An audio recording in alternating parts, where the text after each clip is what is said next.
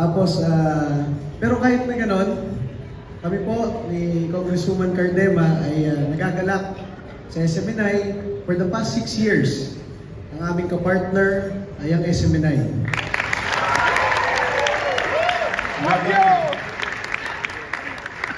Sa laban ng gobyerno, sa NPA, sa recruitment, youth recruitment ng NPA, ang aking kapartner sa NYC ay ang SMNI at ang Keepers Club International.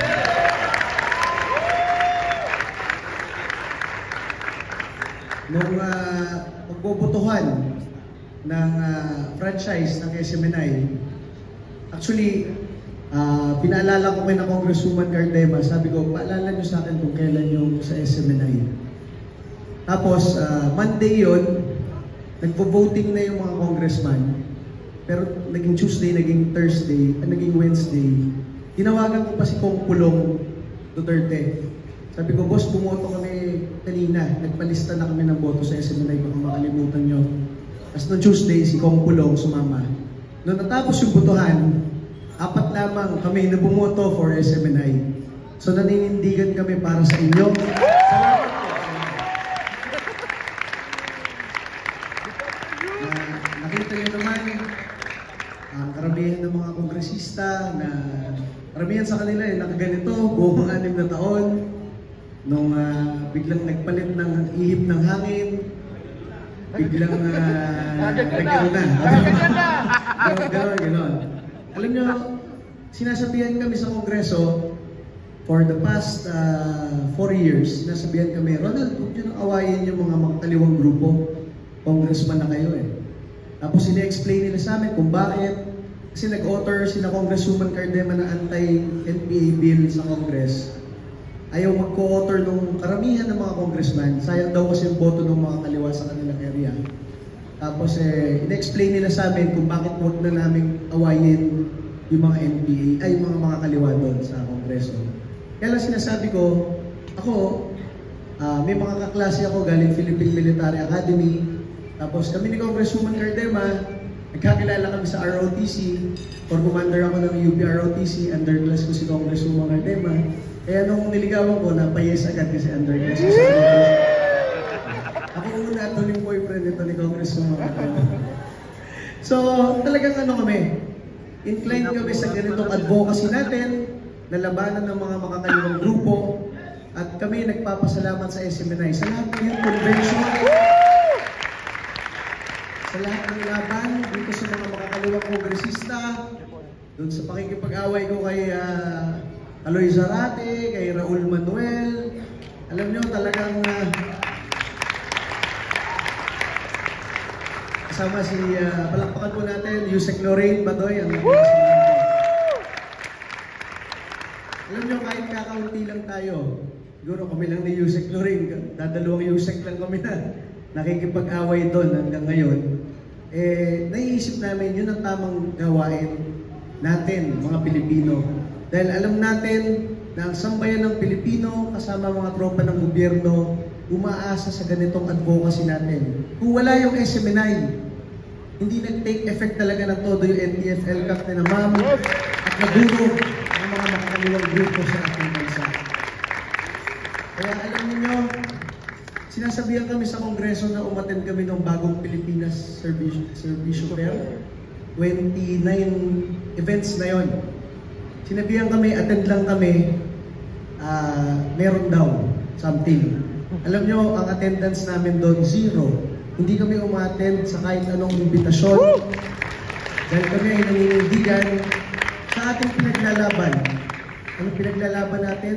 Naglalaban natin ang katotohanan. Truth that matters. Yes! Diba?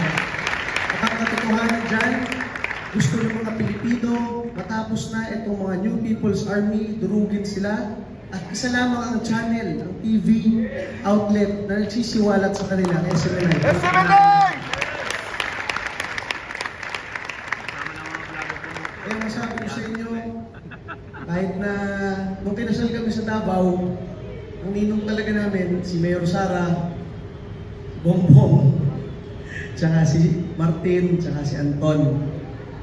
Kung nanahimik lang kami sa Kongreso, kung nag-side lang kami sa grupo-grupo ng mga kongresistang nagsisipsipan doon, di ba? Siguro binibigyan na kami ng malalaking pondo. Kaya lang hindi namin matiis makita si Rodrigo Duterte na naglingkod ng maayos sa ating bansa. Naiiwanan natin ng ganun-ganun na lamang. Isang magandang Pilipino na nag-alay ng kanyang mga huling taon sa buhay para paglingkuran ang sambayan ng Pilipino, proteksyonan tayo lahat. At kayo, SMNI, kayo ang nagpakita nun sa sambayan ng Pilipino ng pagmamahal ng Pangulong Duterte sa ating bansa. Lastly, masabi ko sa inyo, sinamahan namin si Mayor Sara. Pinuntahan namin sa Congress nung natulog si Mayor Sara sa Congress. The following day, nagpunta siya sa St. Luke's. Sa isang maliit na kwarto, sa emergency room ng St. Luke's, nandun Senator Bato, nandun kami mag-asawa, nandun si Mayor VP Sara, nandun si Yusek Laika Lopez, and yung kapatid ni Yusek Laika Lopez. Ilan tayo? 6 sa isang maliit na kwarto. Biglang humagulgul ng iyak si Mayor Sara sa tabi namin, na parang for 5 to 10 minutes humahagulgul ng iyak si ma'am. Tapos pipicturean ko sana, kaya lang na-realize ko is something na talagang sabi namin umiiyak si Sara Duterte na hindi na nakikita ng bansa. Tapos naisip namin, ganito na lamang yung ginawa sa atin lahat, sa SMNI, sa mga Duterte, sa amin, tinupay kami. At talagang nakita ko yung sabi ni Senator Bato, ginano niya si Mayor Sara, Inday, tatag lang, Vice President ka, madaming kumukuha ng lakas ng loob sa'yo, tatagan mo lang. So, tumigil si ma'am. Tapos na-realize ko, yun talaga ang tema ng ating 2024. Mula sa sabi ni Pastor Gibuloy, matatag lang, isang matatag na Pasko. At sa tingin ko tayo ang pinakamatatag dito sa Pilipinas. Tumubuhan ng lakas ng loob ang mga Pilipino kay Pastor Gibuloy, sa SMNI, kay Yusek Lorraine, sa atin, sa Duterte Youth, kay Vice President Sara Duterte, at kay Pangulong Rodrigo Duterte. Kaya isang matatag na Pasko sa ating lahat, at sa susunod na taon, tayo magbibigay liwanag at katotohanan sa sambayan ng Pilipino. Muli po, maraming salamat po sa inyong lahat. Merry Christmas po.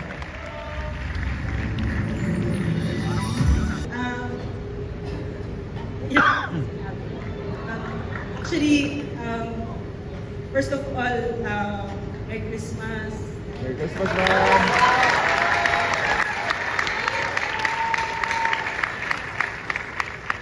Katulad nung sinabi ni Sir Ronald, 2024 was very challenging for all of us. Really, that years from now, what we are doing here, and this is a love letter to our children and to future generations of Filipinos, that this is how much we love you. We really meant it when we said that we are rebuilding our country. And so much of what we said in my personal life, so much of what I believed in was tested.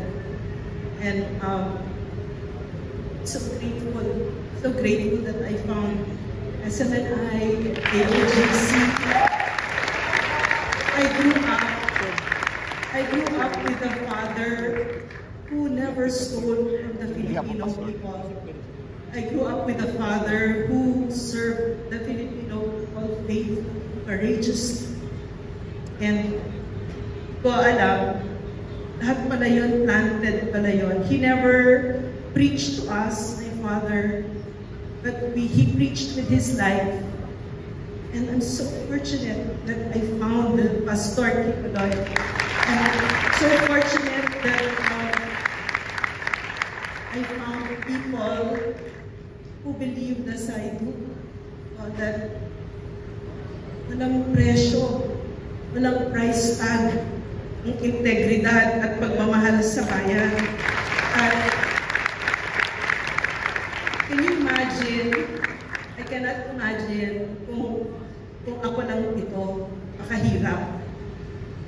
Pero kayo yung pinagkukuhaan ko ng tatag. Kayo yung, I'm so proud of you guys. I remember nung August, kailan ba yun yung siege ni Diwata? Kailan ba yun? August 24, was it? So nandun kami noon sa building.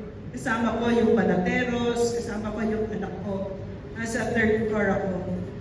I will never forget that vision. I will never forget that for as long as I live. Sa kaliwa, bandang 2:30 or 3 in the morning, nakita ko platoons and platoons, thousands of police, fully armed. Nakakangilabot makita. I never thought I would see something like that in my whole life. And my son was with me, so takot ako for him. Pero, tingnan natin. And then on the right was yung KOJC. You were singing songs of praise. It wasn't even yung songs na nakakaawa, or it was upbeat and very victorious, and we're ready, and walang takot. So, and I saw it over and over and over. Hindi lang salita. Hindi lang salita yung papakamatay, iaalay ang buhay para sa bayan. I remember I told Pastor nung binigay niya sa amin yung program na Laban Kasama ang Bayan. Kasi head ako ng Stratcom ng NTF ng Kaknon na walang ka-budget. So kahit PTV4 hindi namimigay. But SFNI gave it to us just like that. So para kung tumama sa sweepstake nun. Kasi nun parang ang ginagawa ko nun. Sinabi ko sa Kongreso, ang Makabayan lang ay CPP, NPA, NTF. Noong panahon na yun, napakalaking bagay sabihin nun.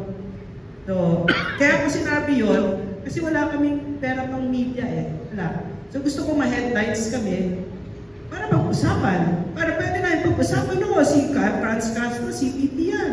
Eufemia Mulaman, CPP yan. Front yan ng gano'n. Para mamulat ang Pilipino sa panloloko ng mga demonyong ito.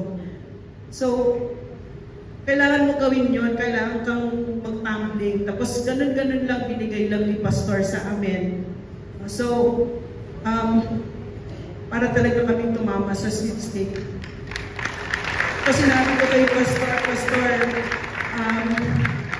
we were really made for a time such as this. Kasi wala talagang atras dito. Talaga para kaming engine talaga na walang titigil dito hanggang matapos ang CPP, NPA, hanggang mabuko, hanggang mawala ang mga maskara nila, hanggang tumigil ang panloloko at pagdaanak ng dugo sa Pilipinas. Pakalungkot lang na ang gobyerno mismo ngayon ang nagtatraidor sa Pilipino at nakikipagkuntsabahan pa sa mga teroristang ito. Pero napakagandang kwento kung iisipin mo, if you're playing the infinite game. The infinite game has no ending. It means that you know that part of the job is so big, that part of the job is knowing that the job's never done. And that you keep on working, you keep on building on what others have built. So, we stand on mighty soldiers, shoulders of giants. We stand on the sacrifices of our soldiers, of mothers, of our children who were recruited as CPP, NPA, NDF, and died holding arms, fighting government because they were recruited by Raul Manuel of Kabataan, of Arlene Brosas of ACT, Arlene Brosas of Gabriela, Franz Castro of ACT, Nery Colmenares, Teddy Casino of Bayan Muna, Carol Aurelio of Bayan, etc., etc. Nakita mo talaga ang Pilipinas. I was so comforted that Pastor saw what we saw. Yung panlilinlang sa Pilipino, lampas kalahating siglo, bawat sektor, kung bakit ang Pilipino napakagaling sa lengguwahe ng puot at division. Malagi nag-aaway. So, if you're like me, where you play the infinite game, where we know what we're doing, why we're doing this for our children, for future generations of Filipinos, then you know that this is a shining moment for SMNI and KOJC. Years from now, people will look back at this time and they will see that there was only one media station that stood up, unafraid, and spoke the truth, whatever it cost us.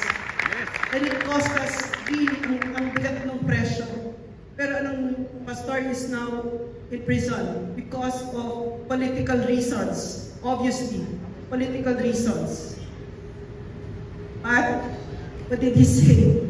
Sa kanya pa tayo makuha ng lakas ng loob. Isang salita lang yung sinabi niya, yun ako kumakapit. Yun ako kumakapit. So, maraming salamat sa inyong lahat. We were really made for a time such as this. And from the bottom of my heart, I love you all very much and I'm so proud of you, all of you. Thank you. Merry Christmas. Happy New Year. Christmas to everyone. This season of Christmas, may our homes be filled with love, compassion, and hope. Despite the challenges and hardships we have faced in the past year, we have shown the resilience and strength that binds us as one nation. In trying times, we have proven that we are here for one another, ready to support and care for those in need. Let us continue to embody the true spirit of Christmas, giving, caring, and doing good for others. Let us also keep showing compassion, especially to those who need it most. As we look forward to a brighter future, may we remain united in doing good and sharing the compassion that strengthens our community. I wish everyone a more prosperous, peaceful, and meaningful year ahead. Merry Christmas and a Happy New Year to everyone.